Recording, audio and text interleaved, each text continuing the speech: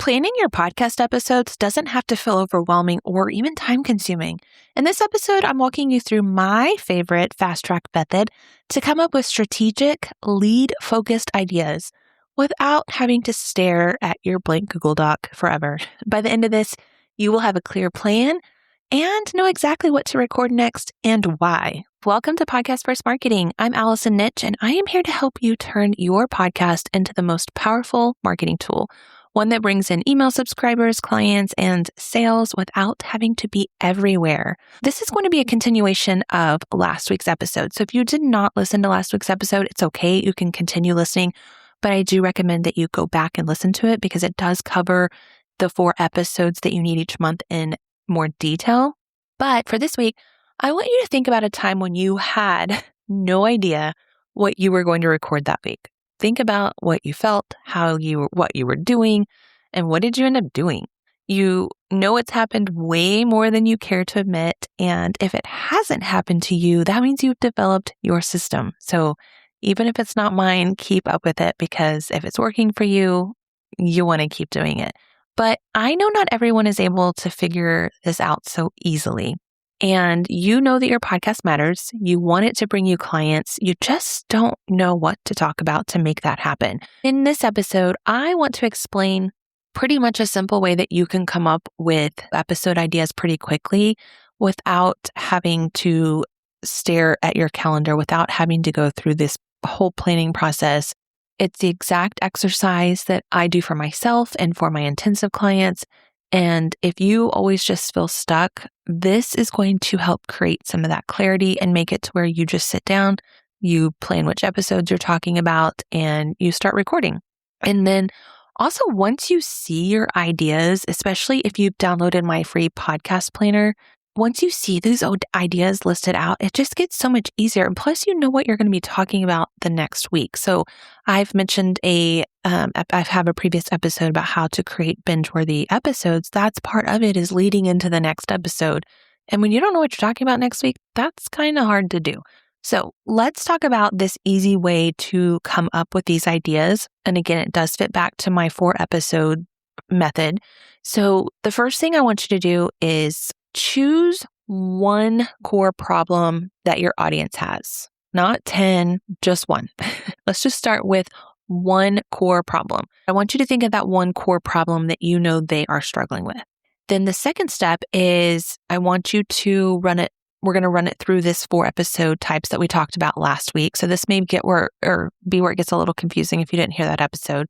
So I want you to ask yourself, using that core problem, what beliefs do they need to shift? This is from their perspective. What are they thinking that you are trying to shift it? A lot of my perspective shifting is getting people to realize that it's not just about getting more downloads on your podcast. We're trying to get more sales, because without sales, what's the point? You've just got a big hobby. So think of that shift that you want your ideal listener to have based on that one problem. Then I want you to ask yourself, what small win could I give them to help them feel more capable with that problem? So what's that really quick little win I can give them? The next thing I want you to ask yourself is, what fear or hesitation do they have to working with you? Or what's stopping them right now from wanting to purchase from you? And this kind of goes against the whole, well, maybe it's my messaging, maybe it's this, maybe it's that. I want you to think deeper into their objections. Something about like, well, this wouldn't work for me because, or this doesn't sound like something I would do, fill in the blank. And obviously, if you're trying to talk to your ideal listener here, not somebody who you're trying to convince needs what you need. These are like those people that are on the fence. You know they need what you offer, but they've just got those little hesitations. And then the last question I want you to ask is, what does success look like to them? Like, what would it be?